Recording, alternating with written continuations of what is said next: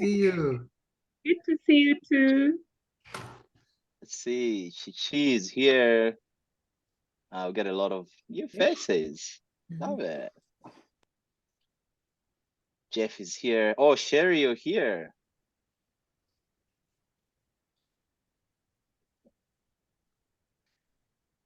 Karindi, hey. Good morning, Hi, everyone. everyone. Hey, Hi, good to see you. Hello, lovely to see you all. Hey, Kirindi. That's a nice outfit Hey. for Saturday evening. Oh, He's or going to Saturday morning, party. whatever, right? I know. Good morning, everyone.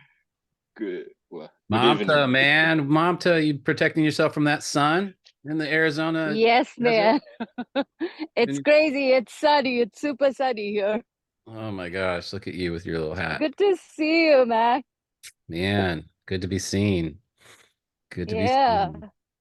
How are you? I'm holding up well. I've told you, I was saying to these guys earlier, I have like more energy now than I've had in years. Wow. So I think Lovely. I'm just gonna take leukemia drugs for the rest of my life because like They're seriously, doing something for me. like I'm so like energy and focus. I'm like cranking away. You look Yeah. younger. That's awesome, though. I'm glad you're feeling better. Yeah. And I got my Utah's in the house. Utah. Hey, Jeff. Hey. I couldn't figure out how to unmute myself for 5 minutes. Come on, Jeff. Sorry about that. Elmin, how are you? Always Hello. looking sunny. Yeah, but it's 7 in the evening here. I don't know about the guys in Kenya and Uganda, but I've got my dancing shoes on. So after we're going to have a Saturday evening on the town. Elmin, don't give Nicole tips. I'm with you. Good girl. Oh, well, friends, for those who are joining us for the first time, welcome to our very first information meeting where we're launching Project Pamoja. And so for those of us on the US side, good afternoon, depending on where you are. If you're in the Pacific time, probably it's good morning. For us on Eastern time, it's a good afternoon. And for those in Africa, it's good evening. So we're going to get started. We have about 2 hours now, maybe an hour and 50 minutes.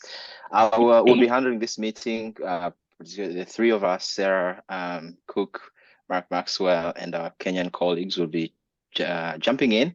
So I'll go ahead and get started. Mark, if you'd share our slides so that we stay on course. Welcome. We're so glad you could join us here. We'll be sharing a little bit about the project that we're launching and kind of our background and why we're doing this, and so excited to see all the partnership coming together. My name is Ronald Asimwe. I am an assistant professor at the University of Minnesota. So anybody who wants to talk about cold, I live in the coldest place in the US, maybe any South Dakotas here, they can compete. Yeah, I'm the director of Connexa East Africa, and I'm originally from Uganda, as you could tell from my Uganglish. Please don't Google that. Yes, so I'm excited that we're here, and we're gonna get started. To really, the purpose of this meeting is for us, those of us who are new to Connexa, that by the time we leave, we kind of have an understanding of what we are up to, who we are, and what's happening in Kenya, and who is involved and how they're involved and how can you be involved. So we hope that you leave feeling like you have a part you can play in contributing to the work that we are doing in Kenya. So without wasting any time, Mark, would you please get us started?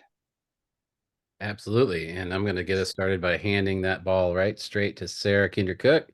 She'll take us through our agenda and introduce herself. Mark, I don't think the slides are on. Yeah, the slides are not working. You probably need to download them. Yeah, it's hard to share them when they're in the drive. Yeah, that's tough. while you're doing that, Mark, I will briefly talk. I'm Sarah Cook, and I know a bunch of you. It's so great to be here.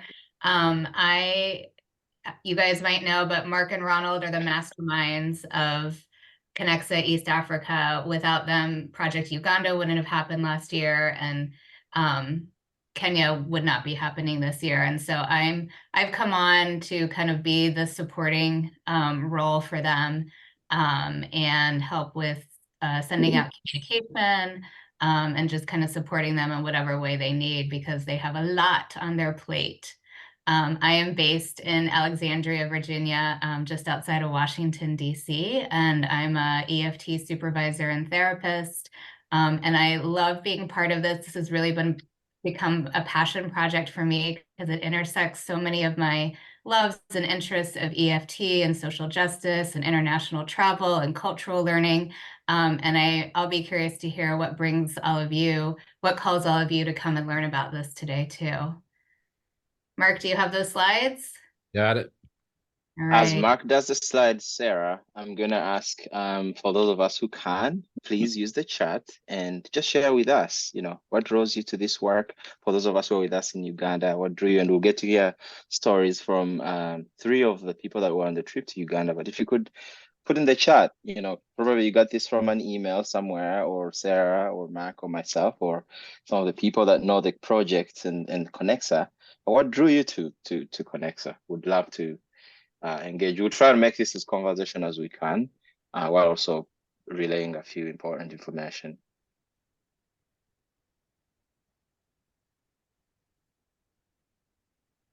All right, here we go. You guys All ready? right, Let's rock and roll. let's rock. Let's rock and roll. Sorry, I'm getting Mark is not the tech guy. I'm getting all okay. Mark. That's good. You can see that. Everybody's good. Can you Yeah, try to let's go move to the next forward? slide. All right, Kinder Cook. All right, we're going to go through this really quick. Next, Mark's going to talk about Connexa, the vision, and how I don't know if you're going to talk the setting, how the good reasons why we're doing all of this. Ronald's going to talk about the birth of Project Pamoja. We're going to have some of our Kenyan team share and get you guys excited about going to Kenya. Then we're going to get into some nitty-gritty about itinerary, cost, fundraising, logistics, and then what we're going to do leading up to heading out to Kenya. We're going to have monthly immersion meetings that Mark will share more about. And at the end, we're going to do some Q&A, but please also put your questions in the chat as we talk. And if we don't answer them through our slides, we will make sure to get to them at the end. Awesome. Awesome. All right, here we go. I really want to set the table. This is it's, as we were saying before, a passion project. And it's important to know, really what Connexa is and what it's all about. As we head off. Connexa is a nonprofit that I started a few years ago. And it's basically the focus is community transformation. That you probably, as there's a lot of therapists here who all know that we have tremendous issues in our mental health system, great disparities between access to actual real care. This was born out of my desire as I was doing, EFT, and I was doing trauma work, and I was getting trained and had access to all these amazing models. But then I also noticed that I probably couldn't even afford my own services at times. And that as I'm so passionate, as you are too, about some of the stuff that we do and how powerful it is in people's lives. And yet it's fair to say that over 90% of the world's population probably doesn't even have access to this. That this amazing work that we're doing and how powerfully it can change entire communities, and yet it's really only available to people who can afford it, which is affluent and Western and that kind of stuff. So I set out to really integrate this amazing systemic work with community, that real change happens if we don't just chase symptoms. We don't save the world one couple at a time or one individual at a time. we have to focus on entire communities. And so we focus on collaboration and empowerment of leadership in communities, connecting that leadership to professionals, working together to help the community learn and grow and work to get access and availability and affordability to the work that we do. We are grounded in, and this is the piece that we're grounded in systemic work that is culturally adaptable, that allows communities to adapt and mold and create their own versions of the kinds of work that we do, so that they can be most impactful and powerful and effective in their own communities. That's a big piece of what Connects is about. It's also, we do this through these kinds of immersion programs. But the immersion program is not about them. It's not about where we're going. It's about us. Connexa's little logo there is kind of like a bridge. The bridge goes two ways. And, we're obviously going to share ourselves, what we have, our knowledge, our experience, but we're also going there to learn and to grow and to work together and collaborate, right? And so Connexa's very big focus is on collaboration and dialogue and working together. And that's why you'll see these themes like Pamoja, that speak to togetherness. And lastly, too, again, it's amazing and it's awesome to go to Kenya. It's amazing and it's incredible to go to Uganda and do this work there. And obviously they'll tell you all about their needs and stuff like that. But you will learn very quickly, as we all did when we went to Uganda, that, we share a lot of the same issues. And this isn't just about faraway places. This is about our own backyard. And my secret, not so secret goal is that we are creating our own agents of change, that I want us to be able to, through these immersion experiences, through these experiences of learning from the East Africans and learning about this work there, that we can come back and transform our own communities in our own mental health systems and deal with and address the disparities and the issues that we have in our own backyard. So that's Connexa, y'all. And that's so this is very much about that's the focus of our work. And you'll hear me say, unfortunately not in person, but you'll hear me say a little phrase that I learned when I used to work in film production, that this is a location, not a vacation. That we're there with a mission, we're there with a goal, and we're going to be together as a team in the right frame of mind to do it. And I'm really excited about that. All right, Ronald. Excellent. Thanks, Mark, for the beautiful job of introducing Connexa. And the other piece that maybe Mark and I and Sarah have been thinking through is really how to also engage the next generation of therapists like yourselves and myself. So we're thinking about programs like student immersion experiences as well. So if you're here and you have students that are excited, we will have something for students to hear about how we're planning to involve them to also participate in these learning experiences. So you've already met all of us. We're a bunch of fun people, the three of us. We work together very closely and with our Connexa friends and partners like you. For those of us who went to Uganda, so glad to see that you're here.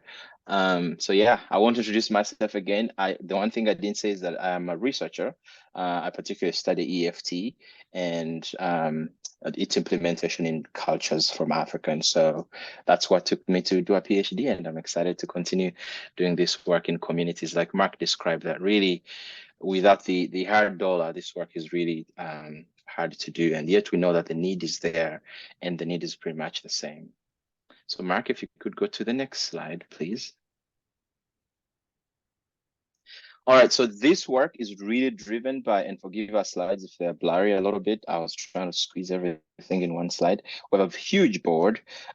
This work is really driven by East Africans. We all understand that for, work that we do or any of the work that you do to be really efficient, we have to have the voices, the local voices. So we have a board that when it comes to strategy and thinking about ideas like how community mental health looks like or how relational health looks like, is that we're not just using our, I trained both my master's and PhD in the US. And so I have a lot of Western thinking. And so it's fair to have a board that will help us to think about different ways of how relational health looks like in communities in East Africa. So that's our board, supported by our colleagues and friends from the US. And so it's a very multicultural board. We have a few friends from South Africa, like Elmin and Zimbabwe, Peter. The rest of us are US and Uganda and Kenya. Next slide, please. And you'll get to meet all these people once you get involved in Connexa closely. We also have consultants, people that are not really on the board, but they come in and advise us on different directions to really help us continue to shape and shepherd our work. Dr. Paul Guillory, who I believe is on this call, thank you for coming. You'll hear from him in a minute. Pendo, a friend and colleague in Uganda, he's over in Michigan. Right now, finishing his PhD, and then Roscoe in Uganda and Chizito in Uganda. And we're working to find other consultants from representing different countries. Next slide, please, Mark. And our work, like I said earlier, that this is driven by East Africans. I'm East African myself, and this is the heart that drove my work. But I decided to include other East Africans and Africans in general. And so we partner with local associations because these, if you think about in America, we have the AMFT, the counselors have the Counseling Association here, APA. So we partner with the Uganda Counseling Association over in Uganda. So when they hosted us for the externship and the other events we had last year in Kampala, Uganda. In Kenya, we're partnering with Peace Together. You'll get to hear from some of the Peace Together representative here, Kirindi, and also Systemic Family Therapy Association, Kenya. And we're continuously seeking partnerships with other local associations because these are associations that really understand the context and understand the professionals and the work that's needed. All right, so real quick, how did Project Pamoja come in place?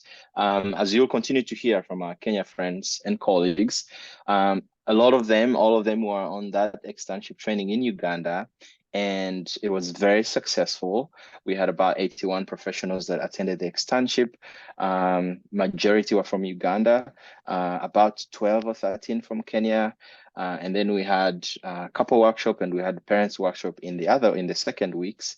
And that was a very successful project. And our colleagues in Kenya were like, we have to do this in our backyard. You need to come to Kenya. And we're like, well, we've been dreaming and thinking about it. So that's how Project Pamoja really got together. And so all of you, again, shout out and thank you for donating, for those who don't continue to donate to Connexa and Project Uganda and now Project Pamoja. We continue to move and do this work as we support those communities. Mark, next slide. So we thought that we would invite some of our friends that were on the team that went to Uganda to facilitate various events. We only don't do the externship. The externship is like week 1, but we do other events. And so without wasting any time, I would like to invite 3 people who we kindly asked to share a little bit about their experiences in Uganda in 3 minutes. Dr. Paul Guillory was one of the trainers there. If you could share a little bit about your experience and how this work was just meaningful to you, so that we can learn from you and hear from just your experience in East Africa. And then Jeff will follow and Rebecca. Okay. And Mike is yours, Dr. G. And can we take down the slide so I can see people? Yes, please. Thank you. It's just so much better to see the faces of people than looking at slides. Now, I am I want to say, Kirindi, I had such a wonderful engagement with you in that externship. And let me tell you how that has influenced me. So when I would present my cultural matters to an EFT in training programs, say a day-long program or something like that, I would call it like EFT and cultural humility. But after I experienced it's not only you, but the contingent in a way from Kenya, I changed it. I call it now trailblazing in EFT and culture, because I think that cultural component is so important. But I was calling it cultural humility, kind of like for me, I go to Africa as a Black American, and I experience the African people. That 81 or 84, I don't know how many other, and the helpers that were there, the way you all interacted with me, right? It was so like, oh, I found a home. I found a home. I went to Africa and found a home. Now, it is not much different in a way when there are Black EFTers in enough of them in a room. It's like, oh yeah, this is my EFT home. So when I talk about culture, people get it, and we want to understand how to use it in our work, right? We want to take EFT, merge it with culture to make us better therapists. That was a home. That's what so I was engaged with a discussion. Now, I was profoundly influenced by like these discussion groups we would have. We all do breakout groups in EFT. All our EFTers know how that works, right? But it was the story after story in a way, because it was the groups I were in were largely Ugandan or Kenyan women. It was like, oh, this sounds profoundly like Black women in the US, except for a deeper level of like distress about being women, where women are not like valued. And there's a struggle about having voice. So I got to calling Karindi the woman who waits for no man. You remember we took that picture? She said, oh, I wait for no man, right? And it's like, yes, there's just something about being liberated, I thought, as a woman, as an African woman. And I thought, this is the kind of thing I want to develop in therapists, Black therapists, therapists of color. Now, Rado has issues when I say therapists of color when it relates to Black people. It's not an African concept, right?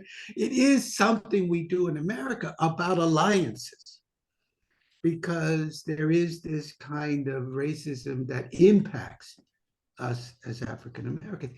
And I was thinking about how colonialism, and that was part of our discussion, how colonialism impacts Africa. So for me, it's like I am learning about this, about how not only to liberate my own mind, but to think about that as I work with all people, a liberation about like oneself, and to grow and be completely genuine and human with worth.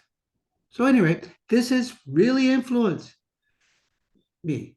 So in our EFT, EFIT training, I get mixed reviews when I start talking about like psychological liberation, as another part of growth, right?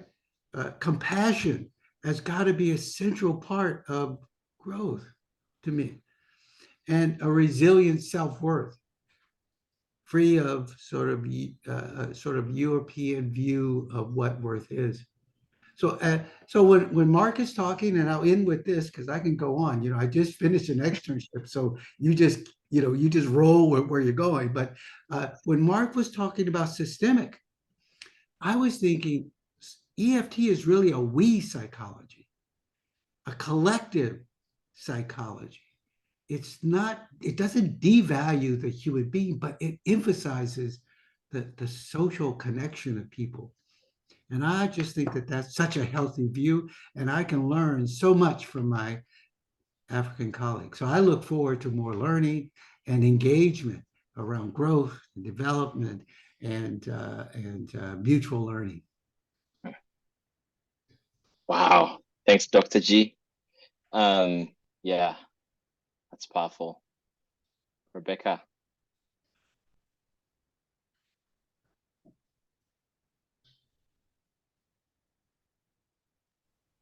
Am I up next? Yes, Yes. please. Oh, okay, Oh. great. Wow, that was just so powerful, so moving, Dr. G. As you were just what you were saying just moved me and resonated so much. I was like, wow, I don't know if I can follow that, but I could probably talk for a really long time about this. Call me, we'll chat, but I'll try to keep it to 2-3 minutes. I feel like what I want to say is in my body and in my heart, and words don't feel like quite adequate. And I think that is because it is such a profound process to share cross-culturally, to connect, to learn from our friends in other cultures. And when I was thinking about what I might say, the word that came to mind was relationship. You know, I could talk about how I love to travel and connect with people in cultures different than mine, and what a beautiful place it is, but really it's about relationship. So profoundly moving, I think, because when we go, we're not there to do a program, hope everyone likes it and leaves. We're there to build relationships, and as much as we are sharing, we are receiving and learning, and we're learning about EFT from our colleagues in East Africa as much as we are sharing it.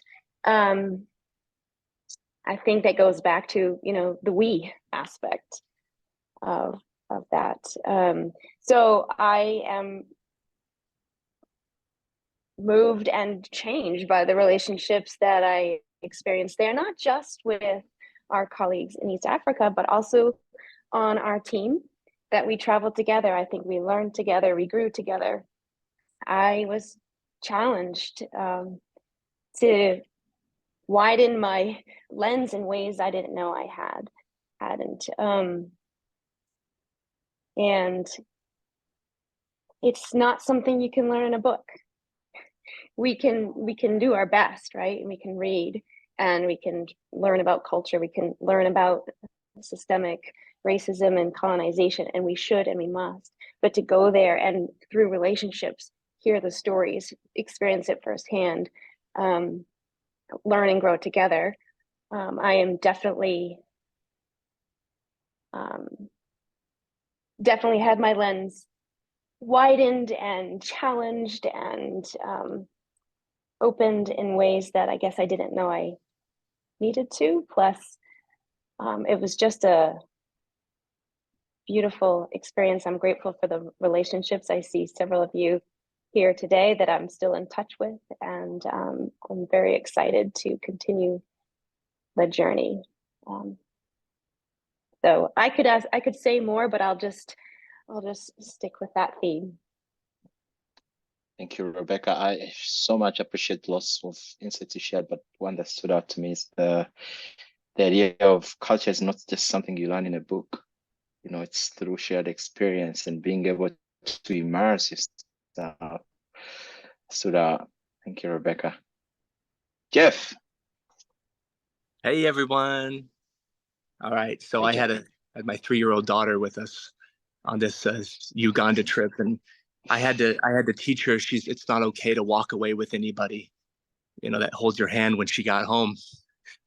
She grew so much in a short amount of time in Uganda because it's like that everybody loves you, kind of feel like, hey, we don't know you, I'm gonna pick you up, I'm gonna take your hand, I'm gonna take you somewhere, and just like the amount of compassion. I've been to 40 countries, and I've never felt the amount of compassion, the amount of humanness that I felt in Uganda. And in Uganda, I met people from Kenya, where I started to get that experience that, hey, it must be just this thing, you know, that we don't do here in the US quite the same way. And it was very eye-opening for me as a traveler. as a lifelong learner, that was incredibly valuable to me. I found myself coming home from this trip, talking to people easier, going to the grocery store and noticing the person next to me and just kind of seeing them instead of, looking down or being afraid to have eye contact or something like that. Bringing back that Ugandan idea into Utah was something that my wife and I started to incorporate naturally. But when I first got to Uganda, I remember being at the externship and being with my group, with our group. I felt I had so many self-therapist pieces come up for me. I felt unworthy. I felt like this unusual amount of shame and guilt hit me. And I had to really sit and think, what is happening for me?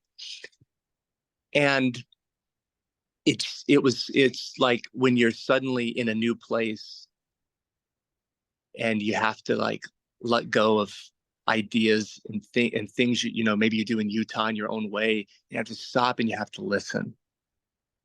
And I learned to analyze what was going on inside of me. Why was I feeling so unworthy? And instead shift that into saying, I know, try to be open.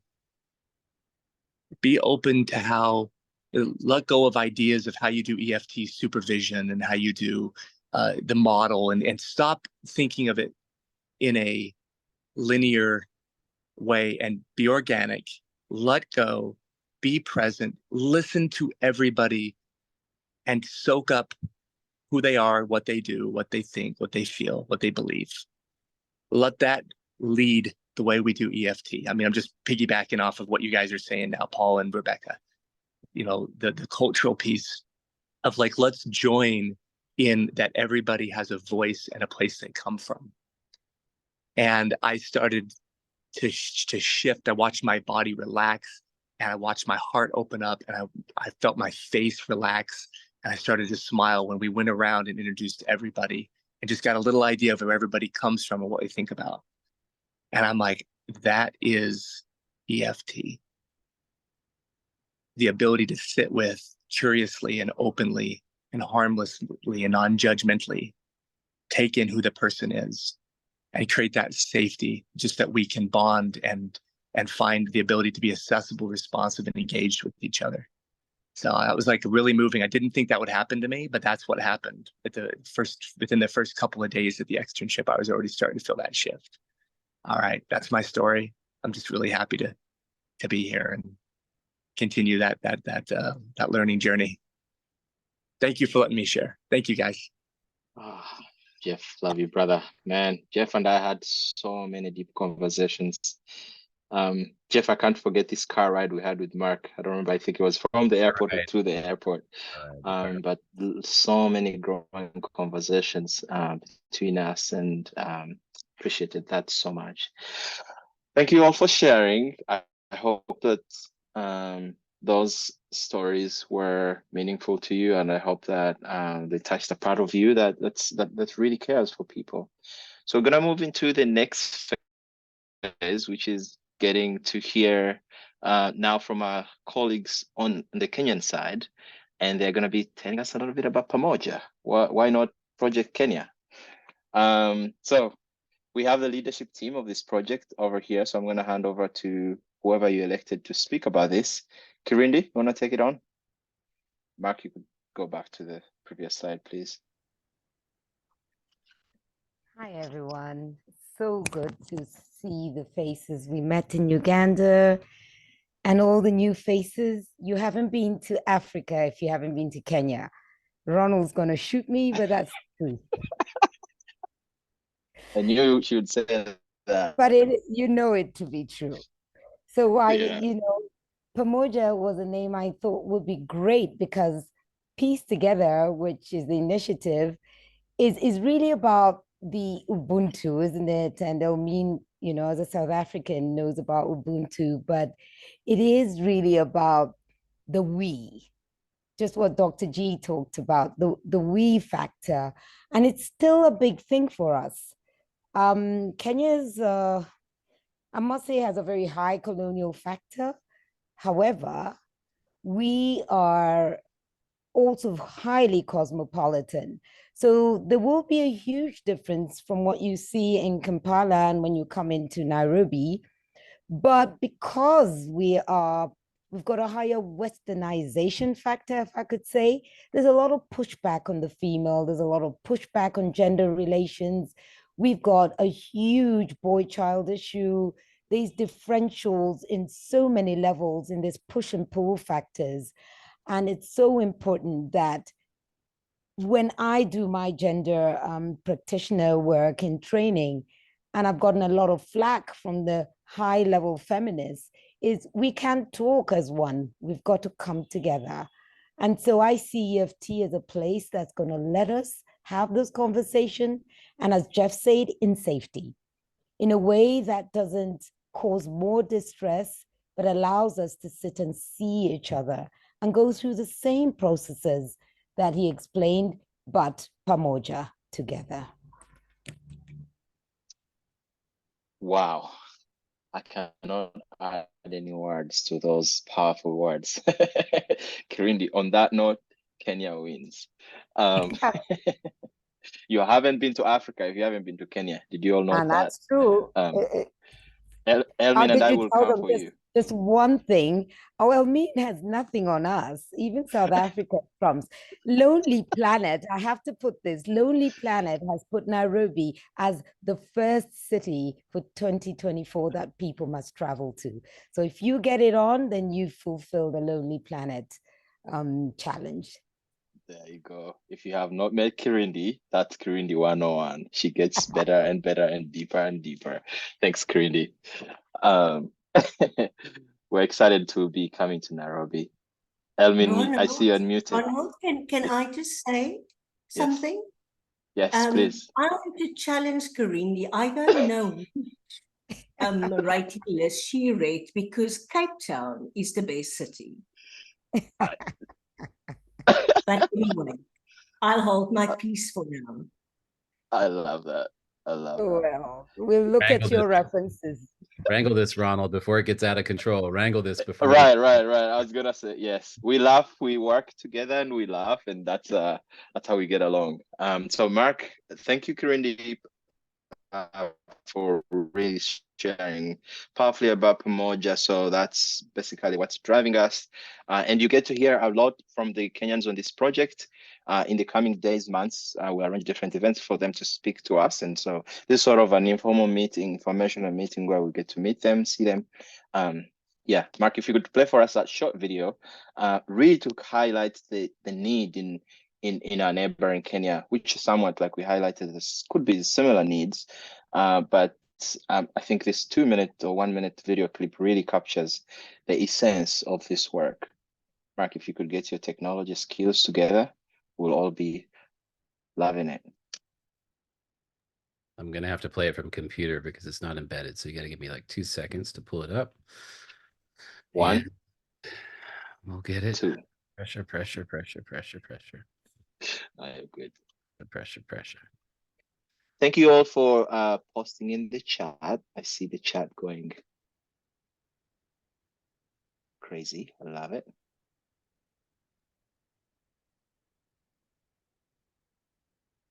All right. Pressure.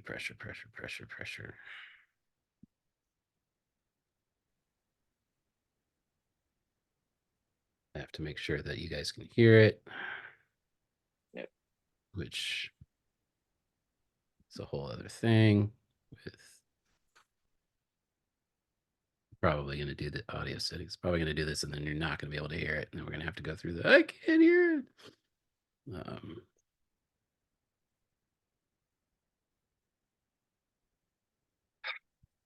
Okay, let's try it. See what happens.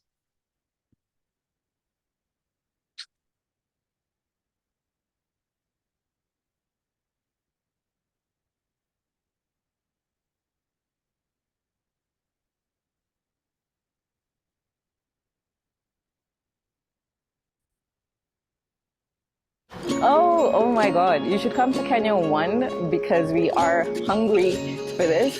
I want to see you in Kenya. MFT is a fairly new subject area in Kenya. The relationships in Kenya have also failed because the therapists have not been able to help people deal with those emotions. And there is such a huge demand for practice like this.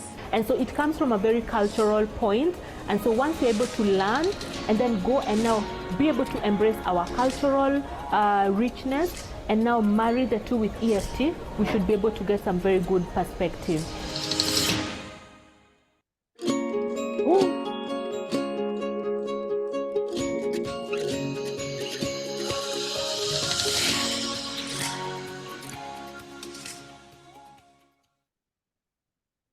Thank you all. That captures it. We were able to learn, lean in with the culture, and marry the two with EFT. I think Lillian summarized that very well. Love that video. If you haven't watched it, I watch it almost every other day to remind me of what we're up to here. So we're gonna continue with today's session. And so that's our leadership team. So I'm going to ask them to really quick introduce themselves as a leadership team on the ground. They're busy moving, doing the background work. You know, we talk almost every day, and I probably annoy some of them. But if you'd introduce yourself, just the name, where you are, what you do, and what called you to bring this work to your home country. You already heard from Kirindi. I don't think we've heard from the rest. This is your time to shine, Kenya. Patricia, why don't you go?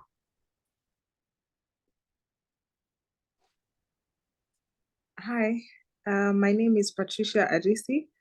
The president of the Systemic Family Therapy Association of Kenya.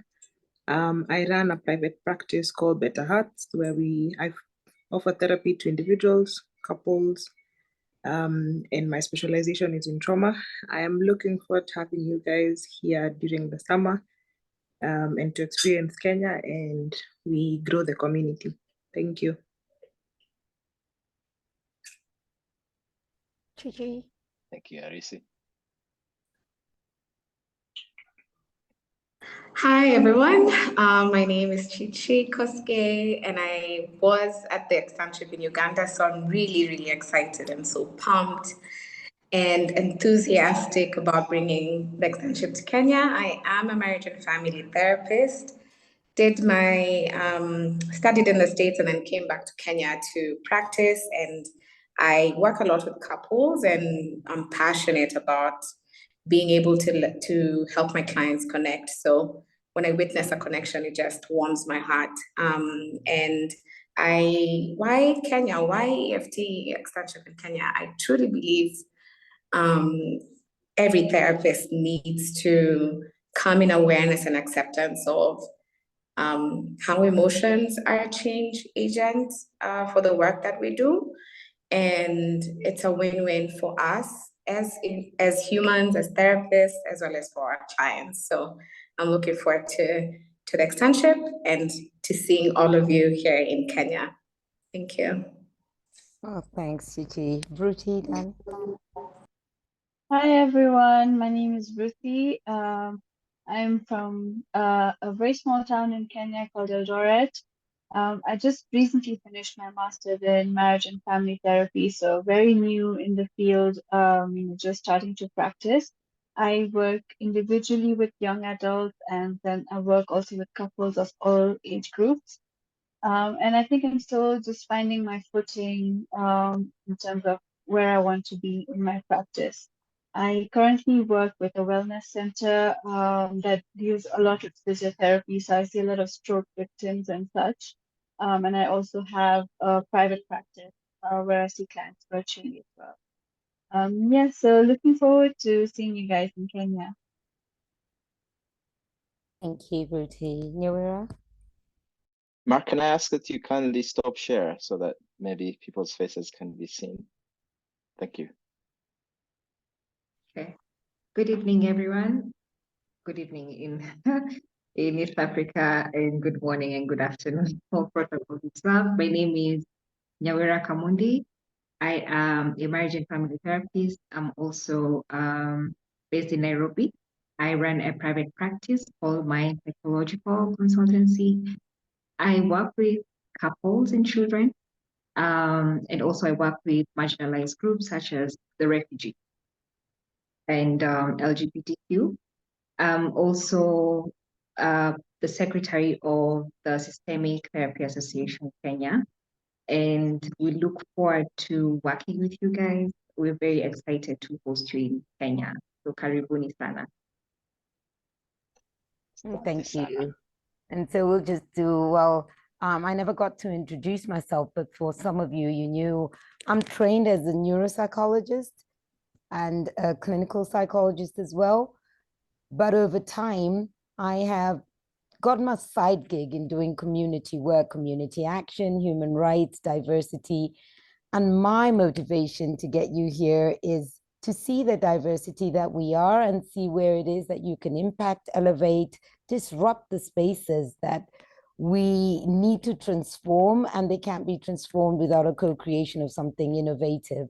So EFT is going to help us do that. It's going to bridge a lot of gaps that I see on the ground. I am so looking forward to showing you the low resource setting and bring you down to understand Africa on every single level. So please come along and just share the warmest hospitality you will get. So, I mean, you will not argue that one. So I'll take that one home. And for those of us, thanks, Kirindi. For those of us, Elmin, I should have introduced you earlier. Elmin is our lead trainer on the African continent, and so we bash her a lot. She's great. So her and Dr. Jigete form a great team. Thanks, Team Kenya. I also want to acknowledge that we have Nicole here and Lillian, who are with us in Uganda, and they're going to be participating in this event as well, kind of helping out on the student side and involving universities. And so excited you're here. Right now, Rebecca is saying, bring it cleanly. As you can see, this is a playful group, fun group. And that's how we lead, that's how we work. Right now, I want to take us back to, did I forget anybody, Kirindi? Remind me if I forgot anybody. No, but perhaps Nicole and Lillian can say a little bit, because we are the team that traveled to Uganda, and they were so instrumental in bringing it up here. So Nicole, do you want to go? And they are the stars of the video. So Nicole. Yes. Yes. Thank you, Kirindi. Nicole. Hi, everyone. Good to see you. My name is Nicole Akinyi. I am currently a board member of the Family Therapy Student Association at USIU Africa, and I got the chance to attend the Uganda externship, and I sobbed on the last day because I was just so heartbroken to leave. I think the connections we made, just even in terms of the participants alone, speaks volumes on the quality of the externship. So I'm super, super excited to triple down on the impact Kenya side. So welcome to all who will be new to Kenya. Looking forward to hosting you. Oh, lovely. I like that 10x EFT, yeah? So Lillian. Thank you. Thank you, Kirindi. My name is Lillian Gitau. I'm currently the Vice President of the Systemic Family Therapy Association Forum or organization at USIU Africa. I was also part of the team that traveled to Uganda. And I think for me, I just love the collaborative effort that I saw. I kept talking to the trainers and I kept thinking, you guys, there's no gap. Like, I don't know how our education system is. You always feel like the trainer is at a different pedestal. I felt the energy was so beautiful because you allowed us in. Ronald was so positive. He never felt superior to the rest of us. Nobody ever felt like they were not fitting in any space. And I think for me, that was my most beautiful experience. I saw beautiful collaborative work. And I can only imagine how much it will impact Kenya when this team comes over, because they were so accessible, they were so available. You walk over, you ask a question, you get your answer. And what we have formed post that conference has been a really, really beautiful connection with all the the members who participated. So I can only imagine it will get better once they hit the Kenyan soil. So over to you, Kirindi. It's Ronald Singh. Thank you. We just, I guess sum total is got to be here to experience it. Thank you, everyone. Yes. Thank you, Kirindi. Thank you, Lillian. Those are beautiful words of to us as a team. It's humbling to hear that we were accessible and available. EFT, right? In the culture. All right, Mark, we're gonna shepherd back to information. Thank you so much, Team Kenya. And like I said, you'll hear from them in the months to come. So please show up to the events that we announced. For now, Mark, this is your time to shine, bro.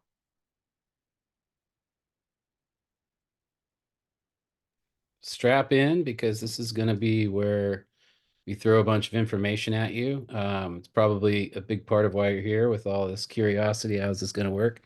Just know, as I go through all of this, that as you register and as you get in, we will be dishing this stuff to you on a regular basis. So don't freak out if you're like, wait, what? Ask your questions, hold your questions. Know that you will be getting this information. Also know that, there's it's a moving vehicle. And there's oftentimes changes and adaptations and stuff like that as we are working on with our ground team. So the whole just be ready. And but this point right now is just to give you just a bird's eye view of the whole process and how it works, so that you kind of get an idea of what you're getting into. You see in front of you here the schedule. So there's a general, it's 2 weeks, more or less. You'll see in the arrival day, the way we kind of do it is we have, there will be a time, like it'll be a team meeting gathering time. And that's the time we're like, hey, you need to be there. But you will have, we usually have a space of, a day or two as people trickle in and arrive. Some people like to get in a little early and get acclimatized because of jet lag and all that stuff. And so we coordinate your pickup. We try to group you. It's a whole strategy.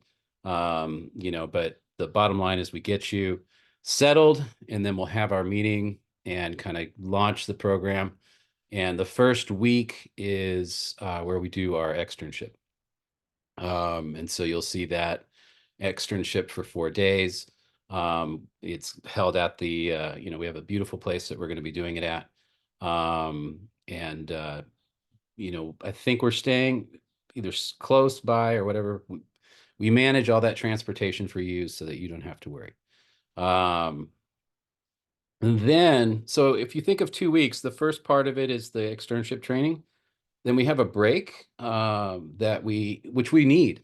Like the people will tell you that 4 days of externship is intense. And not just as an extern, a lot of us have been through externship. This in particular, because you're in a new country, you're meeting tons of people. It's just stimulus overload. There's so much thinking going on, and it's really exciting. So you're exhausted by the end of that. And so we take that break in the middle of the whole thing. And we try to, last year we went on safari. This year we want to do the same. And I'll talk about that in a minute. And then when we come back out, we go into the second phase. And the second phase is all focused on collaboration and community. So there will be numerous events, and we are in the stage right now of initiating and planning those events. So, as we go along, you will see this part of the schedule start to become more concrete. There will be, especially as we have more people, I think this time around, we'll probably have more things for people to get involved in. Just so you know, these things are fairly optional. Like, we don't make you go to anything. If you want to stay, if you're tired, if you're, whatever, you want to stay at the hotel, that's totally fine. But these are opportunities for you to engage and learn and grow in Kenya with professionals, with community members, with, the people on the ground, everything. We try to really immerse you in that world. There will be collaboration and dialogue moments.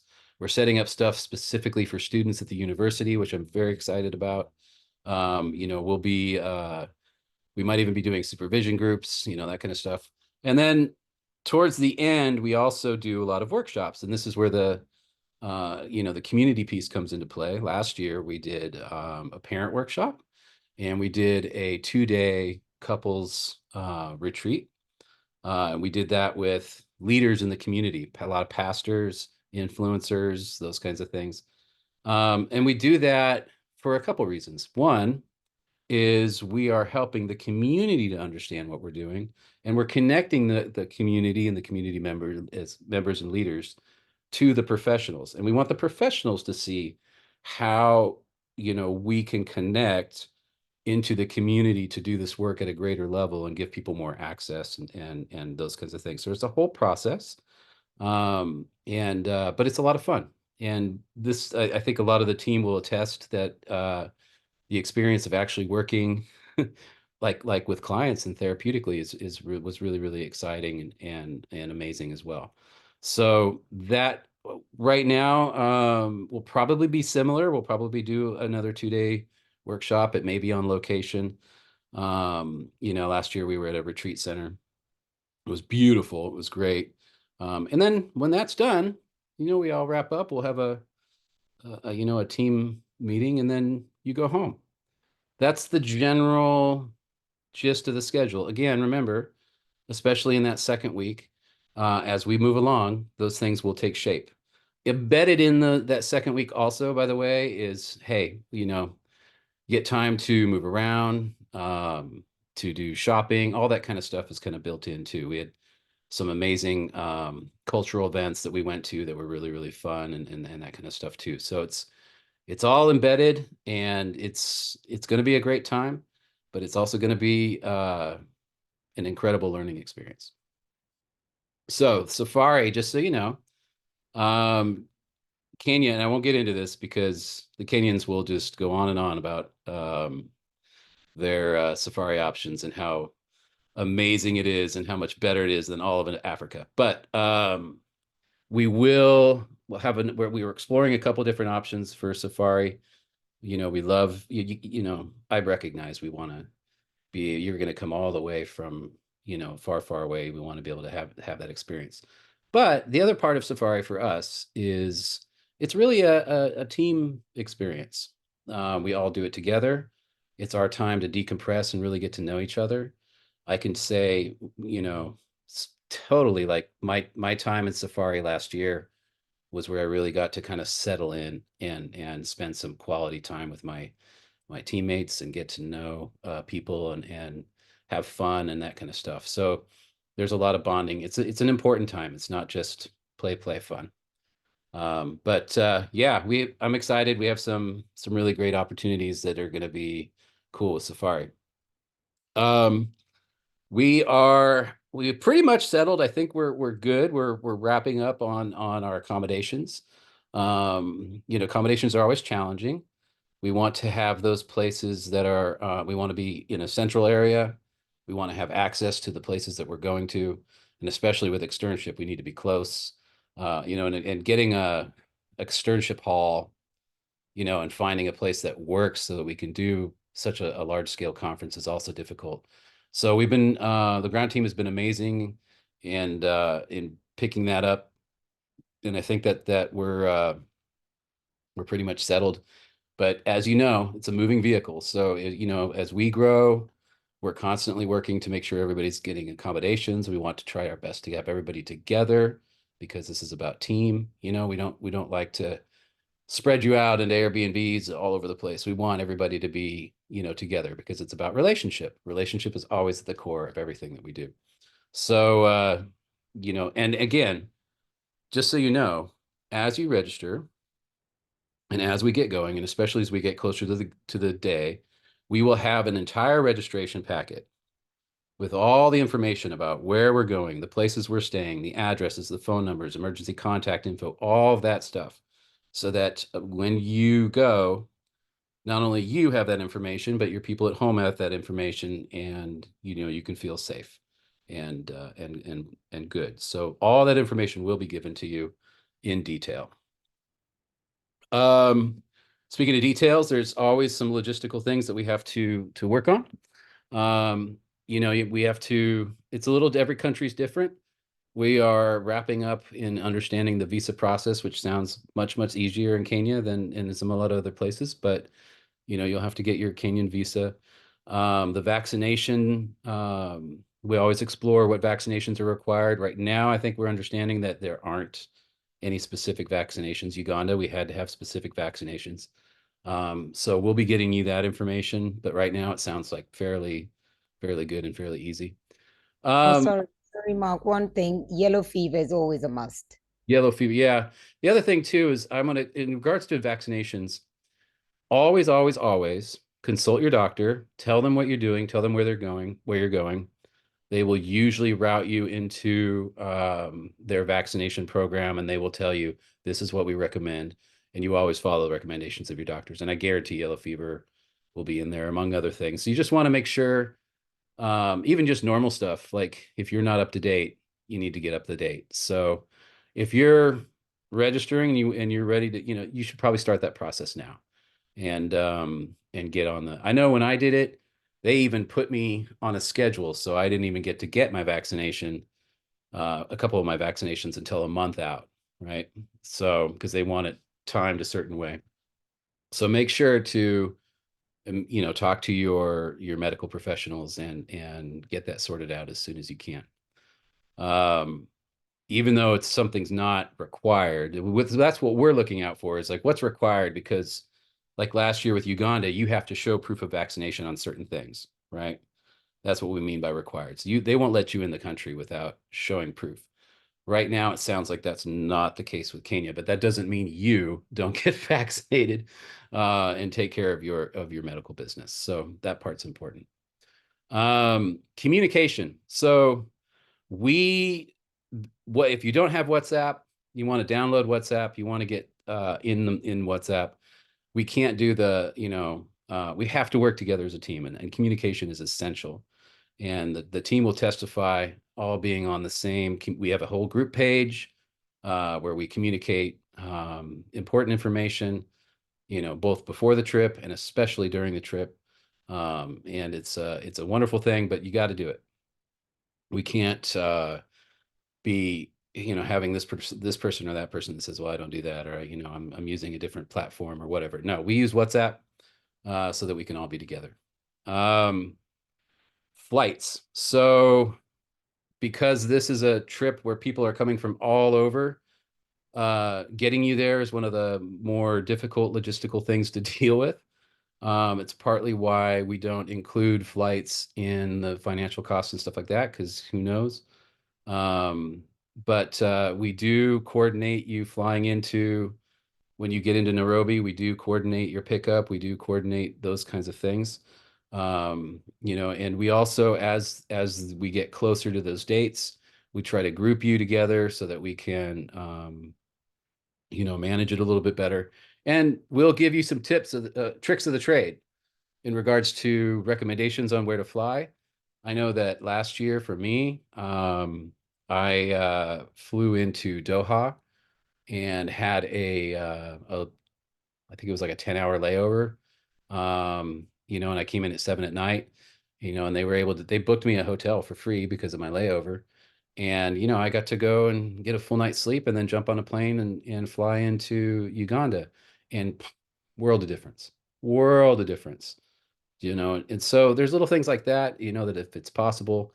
And also if you're, we're really, we're really stressing and wanting you to come in teams, in groups. So if you're coming by yourself from your area, that's fine. But we definitely like to try to connect you to people around you so that you can come together. And I think that some of the team members last year that flew together, it's nice. It just feels better, and it's more exciting. So we'll be helping you with all of that. Okay, so the trip costs. This is always a scary conversation. Kenya is a little bit more expensive than Uganda. And also, we learned a lot from our trip costs last year, because there's basically two costs. There is, or three, if you think about it. There's your cost. There's all the money that it takes to get you there. That includes your hotel stays, your transportation, some of your food, all the cultural events that we do, safari, everything that involves you there on the ground. Okay.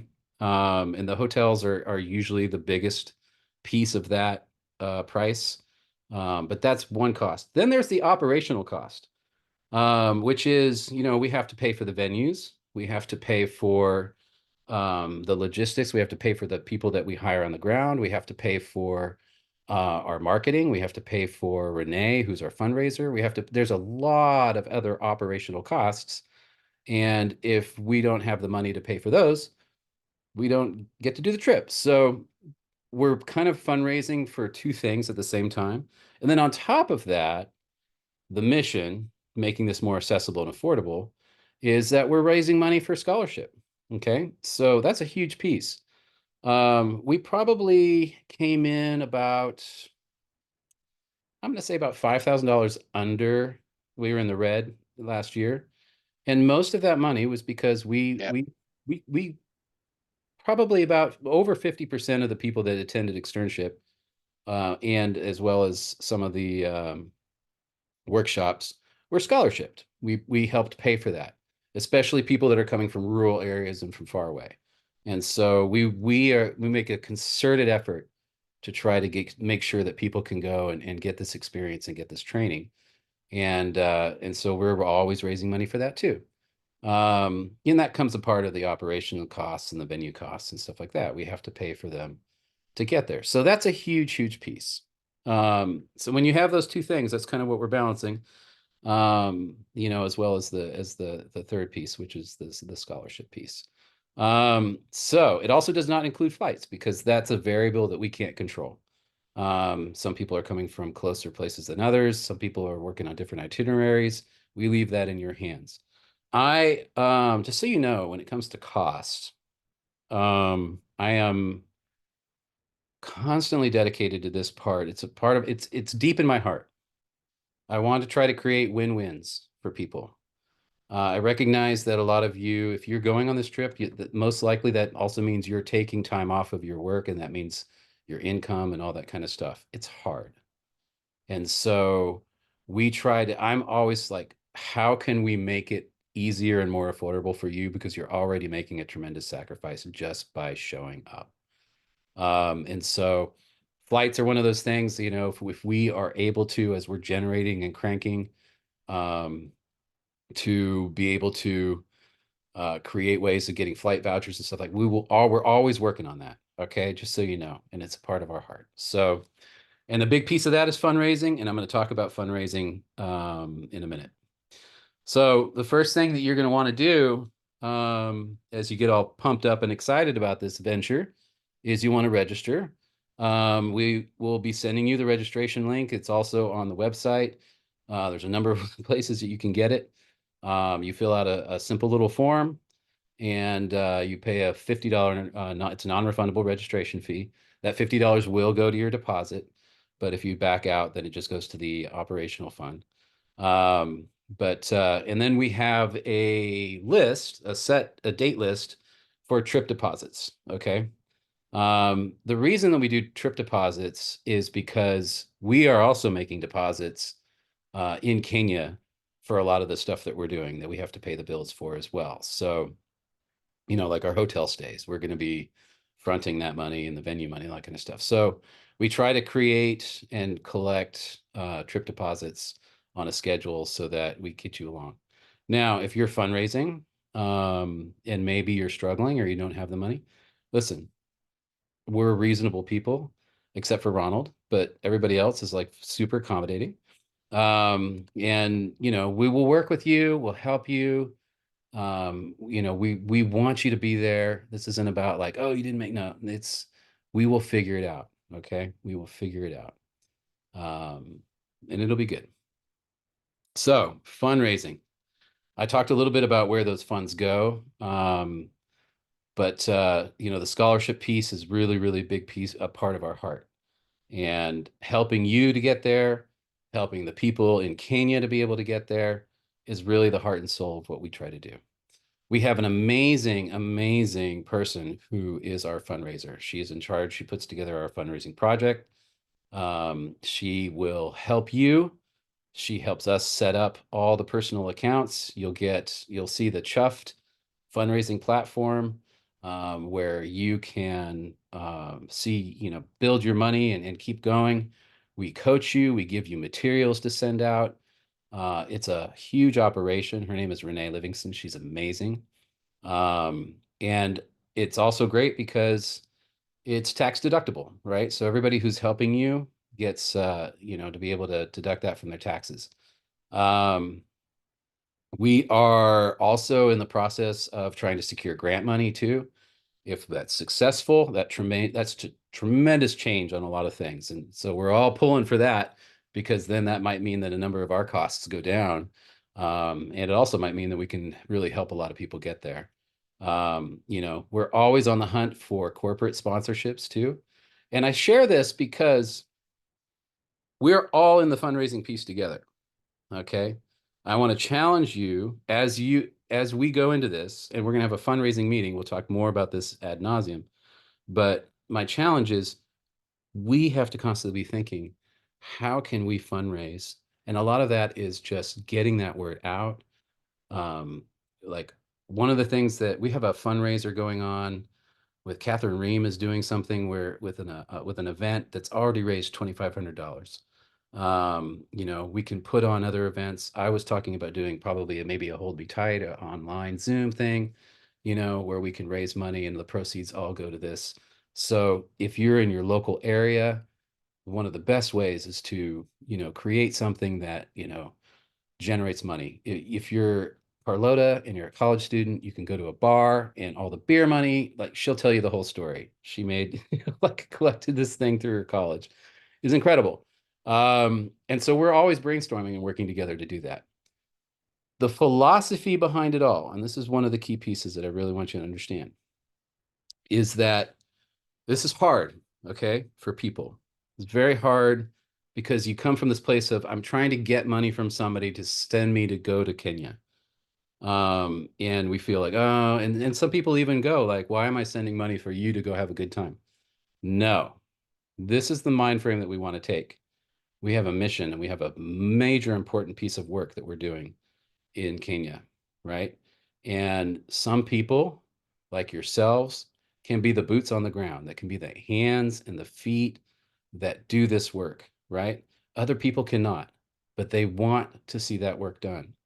And so their way of participating instrumentally is with their fundraising and their contributions and supporting you. They are sending you. You are an extension of them.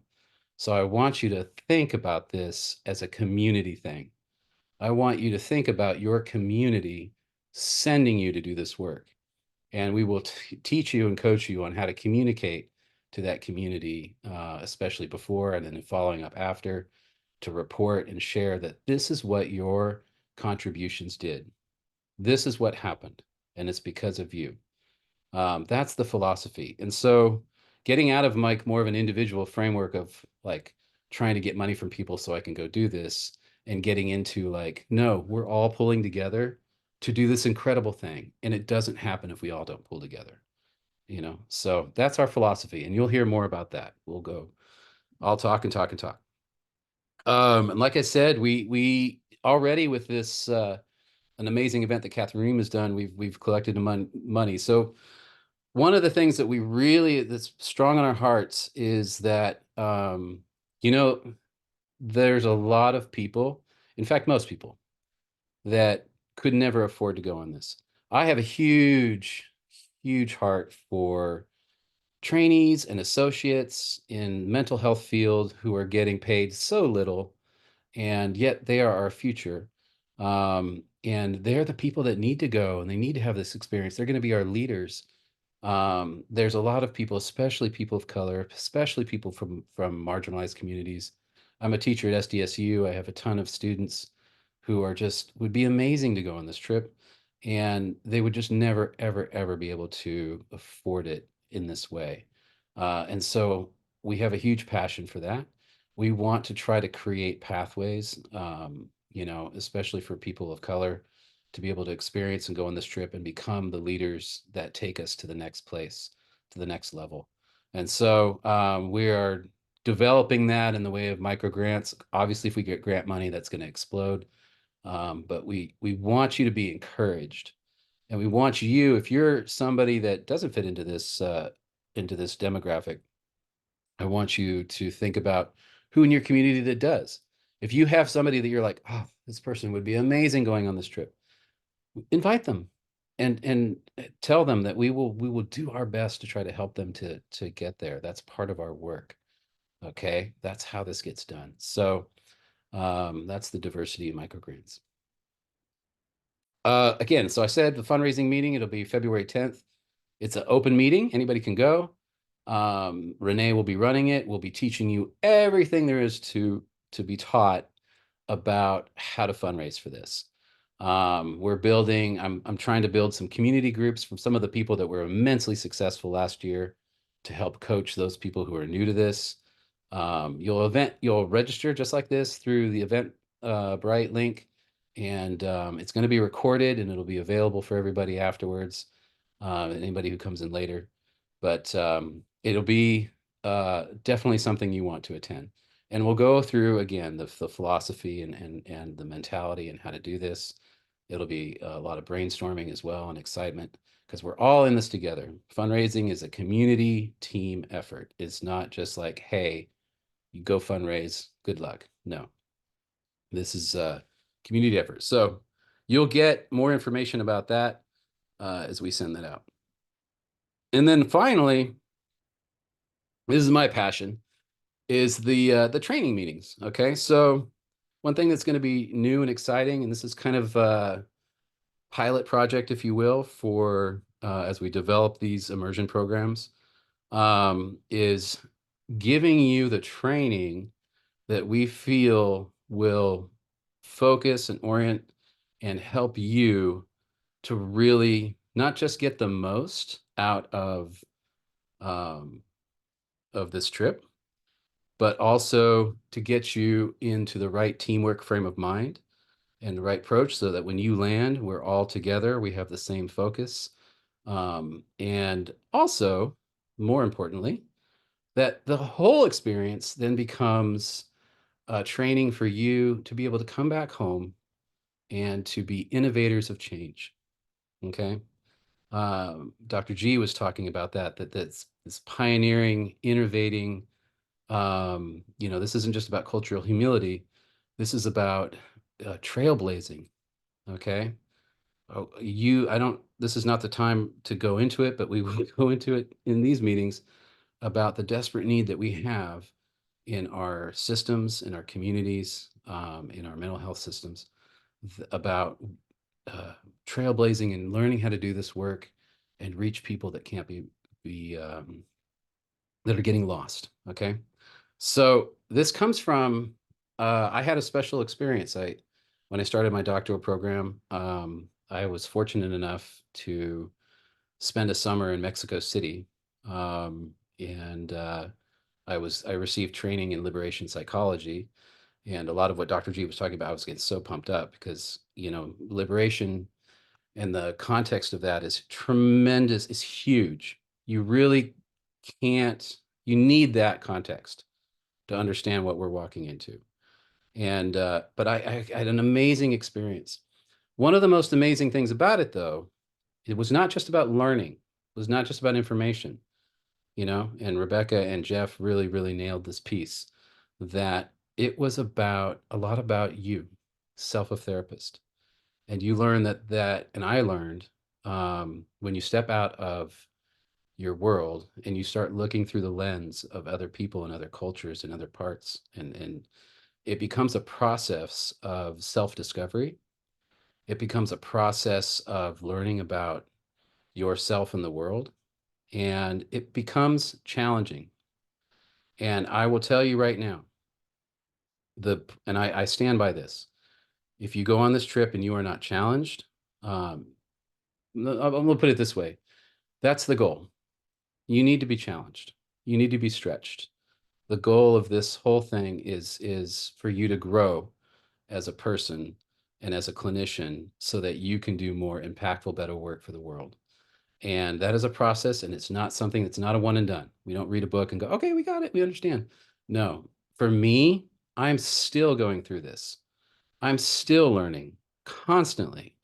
It's an interactional process of working, especially with marginalized people, especially with different cultures, that is the forefront and the incredibly important work that needs to be done. And it's very hard. It brings up stuff personally that we have to meet and we have to explore. And but it's also the most fruitful and the most exciting, you know? So that's a big part of this. Just really quickly, the first thing we do, all these meetings, by the way, are going to be on a Saturday. They're 90 minutes, 9 a.m. same time. All our meetings we try to do at the same time, which is 12 Eastern, 9 a.m. Pacific. The first thing we jump into is just to get you introduced to the Connexa model. We have a framework and we have a model for how we do things and why we do things and the philosophy. And I think everybody, if we're participating in Connexa events, need to understand that model and understand it and contribute to it, because it's a growing thing. Models are made to be changed. Models have iterations, and your participation helps us do that. So that's number one. Number two, the basic principles of immersion process. That's going to be a lot of liberation stuff and understanding, especially through the self-of-set therapist journey that you go through, the things that we will explore as we go in and the things that we ground ourselves in. Number three, the colonization and marginalization piece. This is the context that is so, so critical. We can't go in as Westerners parachuting in to a country with a history of colonization and think that we're just going to drop some knowledge. No, in fact, that's dangerous. It's harmful. And so we need to be absolutely not just aware, but proactive in how to do that and understand the context and learn from our brothers and sisters over there how things work. We are the students. In a lot of respects, we are the students learning from them. And that's really, really important. So we'll go through that piece. And then finally, we get into the integration piece, because you have to lay those pieces down in order to understand how to integrate a model. EFT, that, by the way, this is not an EFT thing, okay? We are doing EFT. Most of us are EFT therapists. We're doing an externship. We all love EFT, but it's bigger than that, okay? As you know, there's a lot of other models, and there's a lot of other ways of addressing, especially trauma, that will come up. And, so our heart is in the systems and in the principles of attachment theory and all those kinds of things. And our main model is EFT. So that's what we will talk about a lot. But we have to understand how to integrate that. And that was one of the biggest learning pieces for me, even last year. Stepping back and learning, like, oh, wow, I can see how much we focus on certain things in the West when we talk about EFT that just don't connect with in the African context, or in the marginalized context, or even in the low. And you start looking in our own backyard and you go, it's the same thing here in our own backyard. And these people are being neglected because we are talking about our models in a particular way. So learning how to integrate is huge. And we will talk about that piece. And then finally, our last meeting on June 8th is more preparation. That's when we all get together. We're going to be talking about very specific stuff, making sure all your questions are answered. You're going to hear throughout this whole process, you're going to be hearing from the Kenyans and from the East Africans. They are going to be definitely contributing and coaching and helping you get ready to come into their home. And I say that too, because a big process of this is getting out of our oftentimes individual Westernist, mind frame of our needs and all that kind of stuff. I want you to put yourself in the idea that, like, you are going into somebody's home. They are preparing a dinner for you and an evening for you to come share their heart and their culture and their family with you, right? And so we want to prepare our hearts in that way, prepare our minds in that way, so that we can best show up and be the best guests that we can possibly be. And I put it that way because sometimes, we're like, oh, I need this and I want to do that. And, can I stay here? Can I have that exception? And, and can I, we get into that place, and it's not, sometimes those things are important. but we have to do it with the right mind frame, because the Kenyans will tell you they're excited to host you. They're excited to have you in their home. They're excited to share their lives with you. And we need to approach that with the right and proper respect when we do that, because they're amazing. They're going to be amazing hosts. And they are so focused on care and attentiveness and make sure that you have an amazing experience, So it'll be exciting. So that's going to be the immersion training meetings, and they are going to be recorded. So obviously, if people sign up late or if they can't go, we're going to encourage you to, watch those. And there will be an extra piece that's optional. But, if you want to go in the deep dive and do some extra stuff in the readings and reflections, I'm going to build that out. It's like I'm building a course, basically. And there actually will be a course because we're building it out for students as well. So that'll be an option for you to do if you really want to jump in there and do that. And I promise you, it'll be well worth your time. The only thing I would say is, again, like Jeff said, open mind. If you're coming in going like, I have a lot to give and I'm an expert and I have all this stuff, that's great. Take that, put it aside, and come in and say, okay, I want to learn. And where can I learn? It's a challenge. All righty. I'm going to hand this over to Kendra Cook, who is she is really going to be the point person on all of this communication, and she will help you get focused on this stuff. So Kendra Cook, take it away. All right. Thanks, guys, for hanging in there. This is the last logistical slide we need to get through, and then we'll get to the Q&A. Having heard all of that, if you feel ready to proceed, here are some steps we recommend taking. We would need you to register, that we will send out the link. It's on the Connexa website. There is that $50 non-refundable deposit that will go towards your cost for the trip. And once you register, you will receive a fundraising packet that will help get you started on raising the funds that you need, and will make more sense after our February 10th meeting. And so the first deposit is the $500 deposit. And we also need to know if you will be traveling with any family members. You guys I'm going to refer to Jeff. Jeff is our guy who traveled with his family last year to Uganda. I'm sure, sorry, Jeff, if I'm putting words in your mouth, but I'm sure you will be a good person to talk to if anyone's interested in bringing their children or spouses or partners. You can send me a message. I'm happy to help. Thanks, I'm Jeff. gonna be solo this time, but I remember well. Jeff has stories. We also recommend that you make sure if you don't have a passport, you need to start that process immediately. If you do have a passport, make sure that it is not expired, and make sure that at the time of travel to Kenya at the end of June, that you still have 6 months left on it before it does expire. We will need to start the process to get a visa. It shouldn't take too long though. And then start looking for airline tickets. I know a lot of people, some people last year, some of our team members used points to purchase their tickets. I know I used my airfare as a business write-off to be able to make it a little bit more palatable, all the costs and everything. I am from DC. I'm a Washingtonian. I don't know if other people do this, but I can't stress enough how important it is to register with your home country embassy.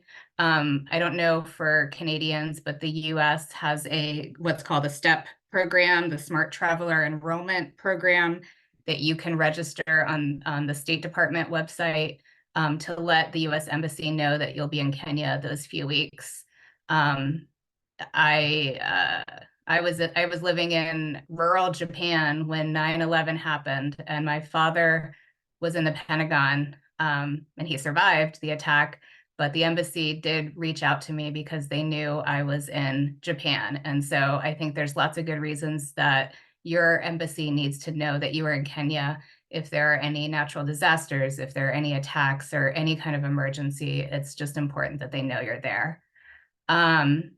And then please put on your calendar the monthly meetings. And then please spread the word about the project. We will be providing other materials as well that you can give if you have a family member who works for a corporation and they have a sense of social responsibility and would like to make a donation. We have, we're working on some materials that we can provide for that. So please, the more that you share, I think the more that we can build the mission and build support behind the mission, and of course, get the funds that we need to make it all happen. Well, thank you so much, Sarah. And apologies, I just realized I butchered your name in the chat. So my apologies, but thank you so much, you all, for hanging in there. Thanks, Mark and Sarah. Those are the three of us are the ones you'll be mingling with. And Jeff, we're gonna loop you in soon, so stay on standby. But yeah, to end the Pamoja, that means let's go to Kenya together. And so we'll be taking some, our Kenyan friends will be giving us some Swahili words here and there as we get prepared.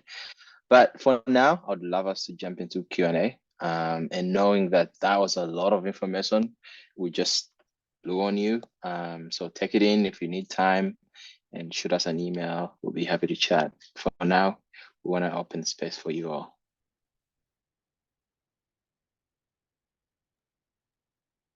Ronald, how many therapists get to go? Like, I don't know, is there a number, is there a cap, I would say we have no cap. I think, and the team can correct me here, but last year we took 14, 15. So there's no cap.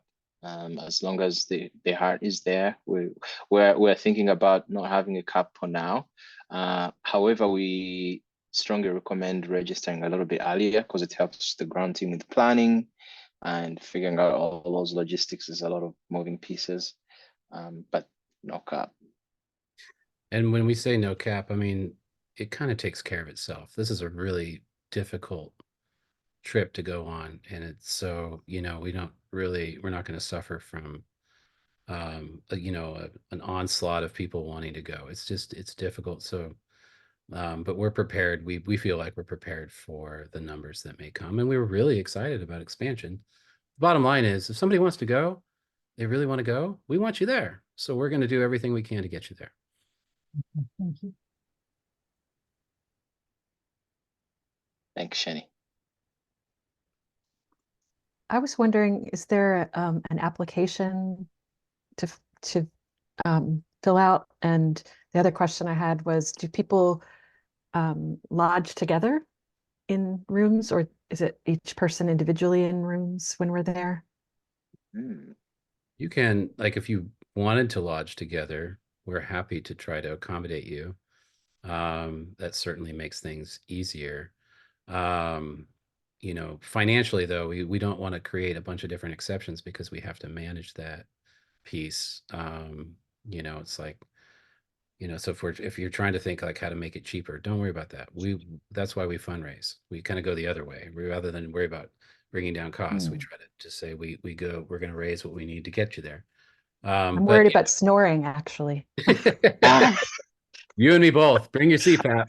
I was going to ask that. Like, bring your CPAP. But yeah, no, if you're like, no, I'd rather be with my friend or that kind of stuff, like, no, totally. We'll get you accommodated however best you want. Again, we'll work. Registration was your first question, registration. I believe. There's not an application per se. There's a registration. It's got a couple questions on there. We are a little mindful that, some people may struggle. And, and so as the process, this part of why the training process is there, that, if for whatever reason, it doesn't feel like, this is going to be a good fit, or for, who knows? Again, we're therapists, right? We're relational. We're this is how we manage that stuff. So it's always communication and dialogue and conversation. the biggest thing if it comes to quote unquote application, the biggest thing for me is having the right frame of mind, really having the right frame of mind and approach, and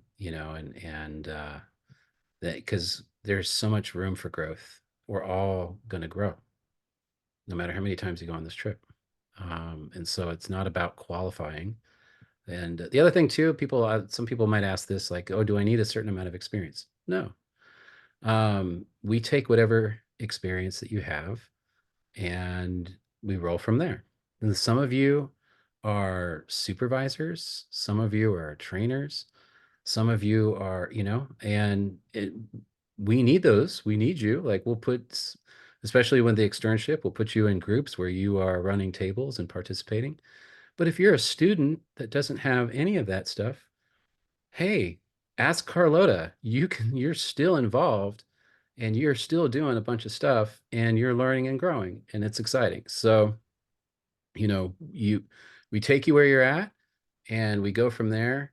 Your presence and your willingness is a blessing no matter what stage you're at. Obviously, if you have a lot of EFT experience, then opportunities to take advantage of that, unfold. So, but there's no like minimum requirement or qualification.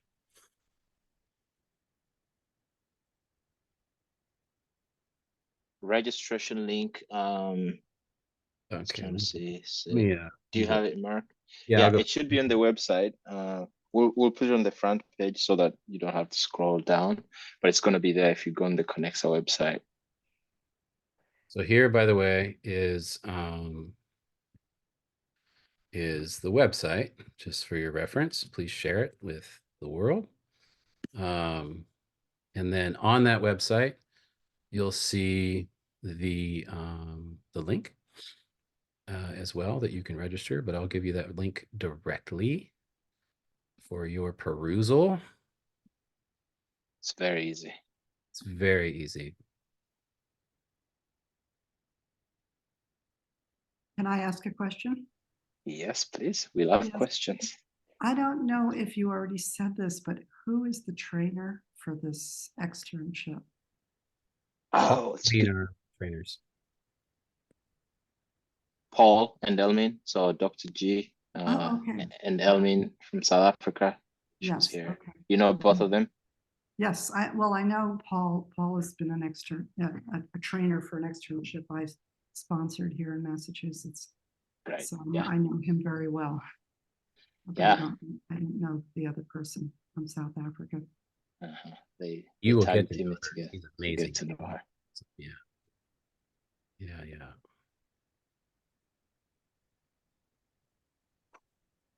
That doesn't mean, by the way, that other trainers might not pop up.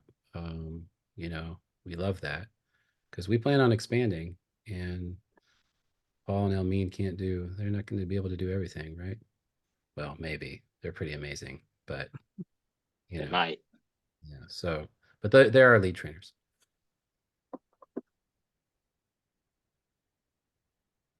Man, Ronald, we did a really good job because there's just not a lot of questions rolling in. Great. Yeah. If Either that or people are bored and are just like entertained. We can wrap this up. Yes, go ahead. Sorry, can I ask one more question, Ronald and Mark? I am seriously, right? I still consider myself Kenyan, even though I've been here for 50,000 years. But if there isn't an opportunity to go this time, will there be another opportunity in the future? We have, sorry, Ronald, I'm going to just do it. Do it. Ronald, to tell you this too. We have a lot of momentum going on right now in East Africa. People are, and by the way, we have efforts going on in Uganda following up what we did last year. Okay. So as we grow, we continue to build in those communities, and there will be lots of opportunities to go back. If you miss Nairobi, apparently you miss everything in Africa. But but Zimbabwe is online. Ethiopia is online. There's a lot of people. Yeah, so most likely, if I'm projecting, you know, we're going to be going right back next summer to, you know, another destination, but we're also going to be following up on the places we've been. Okay, the only thing that will stop me is I fractured my hip and knee last week skating. So I have a total hip replacement, and you know that, you know, so I'm going to have to check with my physician about travel and all that other stuff. So. I hear you. And hey, Sheni, listen, I have to go back. I've just been told that Nairobi, if I don't go to Nairobi, I've not been to Africa, and I can't go on this trip. And it's gonna kill me. I'm gonna literally probably cry. But yeah, so we got to go back. So if you don't make it, you and I, we'll get there. Okay. I was born in Nairobi, right? So Yeah. So okay. So right. you've experienced Africa to its Oh, fullest. I have. But you know, I still have to. I have an agenda. I have to get over there, and okay. You know, I got to experience. Apparently, I've been to Cape Town, so I can settle that debate if I go to. Still hanging in there.